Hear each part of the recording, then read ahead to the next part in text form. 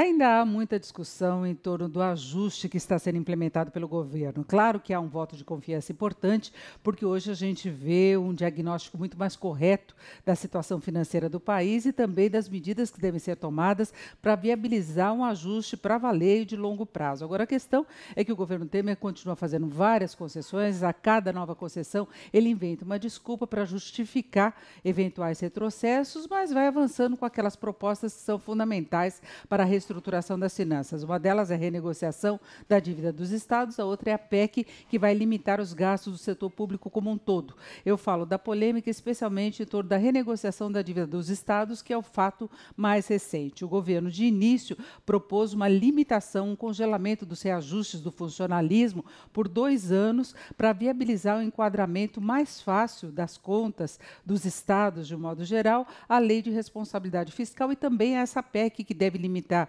o aumento dos gastos à inflação do ano anterior. Isso não passou no Congresso. O governo, para garantir o avanço desse projeto, teve de abrir mão dessa proposta e depois veio com a justificativa de que essa ideia era dos secretários estaduais de finanças, que queriam ter o apoio do projeto que regulamenta aí os termos da renegociação da dívida para frear eventuais pressões por reajuste de determinadas categorias, segmentos do funcionalismo. Agora, os estados terão de se enquadrar, mas ficará por conta dos estados o custo político de barrar esses pedidos de aumento. Então, o governo não compactuou com essa proposta mais ampla de segurar para valer o avanço das despesas dos estados e também dos municípios. Agora, no caso dos estados, a folha de pessoal representa de 50% a 60% dos gastos, é responsável, inclusive, pela situação de alguns estados que, inclusive, estouraram o limite da lei de responsabilidade fiscal.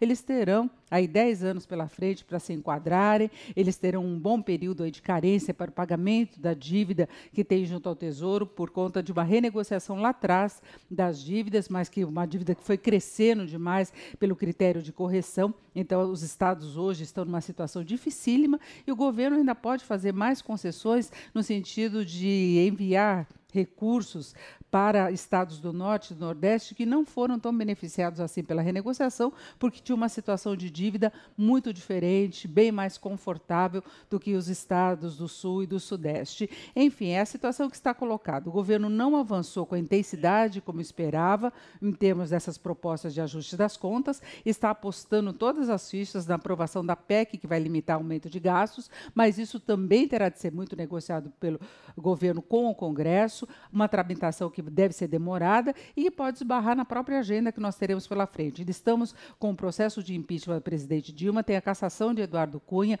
tem as eleições municipais depois em outubro. Tudo isso faz com que os deputados fiquem focados nos próprios interesses, nessas questões maiores, entre aspas, e tem a questão também dos próprios interesses relacionados às eleições. O endurecimento agora das negociações pode dificultar a vida aí nas campanhas municipais. Aliás, foi uma das justificativas apresentadas para essa resistência que houve entre os parlamentares para a aprovação do projeto original de renegociação da dívida dos estados. Então, fica aberta a grande questão se o governo vai conseguir implementar todas as medidas que vem sinalizando da forma como deve propor. Ainda tem um grande desafio, talvez o maior desafio pela frente, que é a proposta de reforma da Previdência.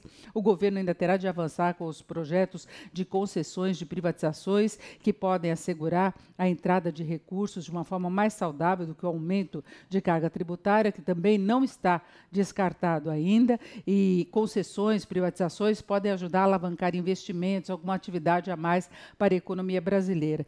Enfim, o que se espera é que o governo cumpra o que ele prometeu em termos de ajuste, porque isso é fundamental para que a economia recupere a capacidade de crescimento com estabilidade, de uma forma sustentável no longo prazo.